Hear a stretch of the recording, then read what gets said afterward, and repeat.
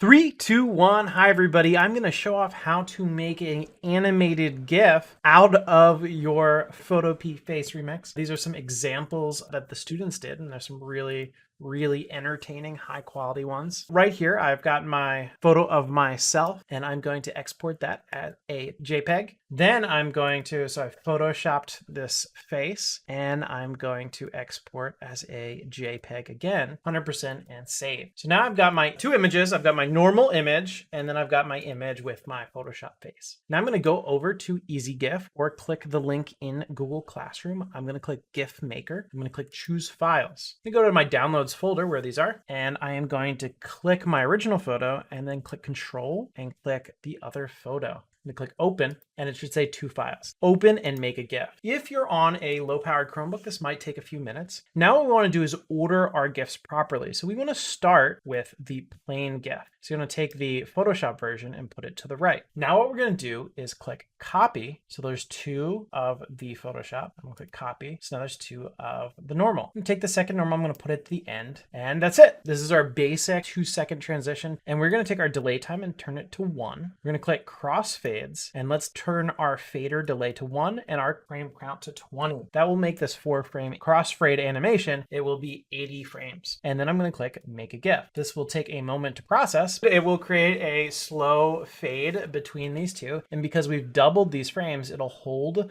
both on the normal face and on the Photoshop that it makes. And here we go. Here's our transition. So it holds for about 2 seconds and then it fades back.